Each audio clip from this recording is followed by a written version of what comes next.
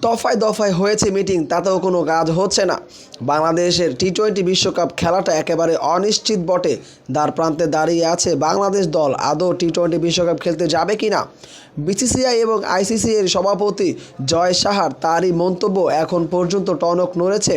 মূলত উত্তাপটা ছড়িয়েছে মোস্তাফিজুর রহমানকে নিয়েই। যখনই আইপিএল থেকে তাকে বয়কট করা হয়েছে, এরপরের থেকে বিসিবি টনক নড়েছে, নড়ে চড়ে বসেছে বুলবুল ইসলাম। তিনি জানিয়ে দিয়েছেন মোস্তাফিজুর রহমানকে যেভাবে করে অপমান করা হয়েছে তার অবশ্যই একটা নিন্দা প্রকাশ করেছে।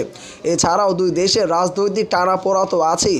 আইসিসির কাছে বারবার চিঠি লেখার ফলেও কোনো সুরাহা কিন্তু করতে পারেনি আইসিসি, যার ফলেই বাংলাদেশ নিরাপত্তাহীনতা ভুগছে।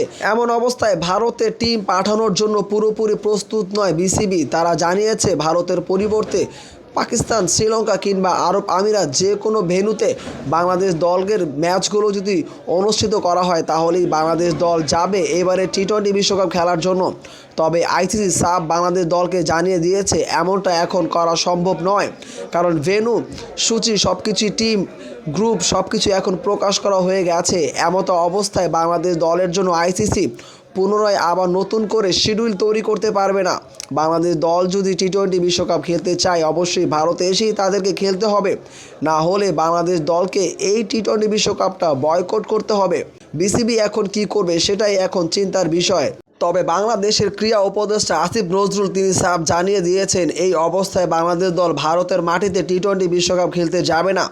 শুধু কি আসিফ নজরুল, বাংলাদেশের সভাপতি আমিনুল ইসলাম বুলবুল তিনিও জানিয়ে দিয়েছেন ভারতে বাংলাদেশ দল টি-20 বিশ্বকাপ খেলার জন্য যাবে না। এমতো অবস্থায় নিশ্চিত বটে বাংলাদেশ দলের এবারে টি-20 বিশ্বকাপটা হয়তো খেলা হচ্ছে না। যদি আইসিসি ভিন্ন কোনো ভেন্যু চিন্তা করে তাহলে সম্ভব, আর না হলে এবার খেলা হচ্ছে না বাংলাদেশে।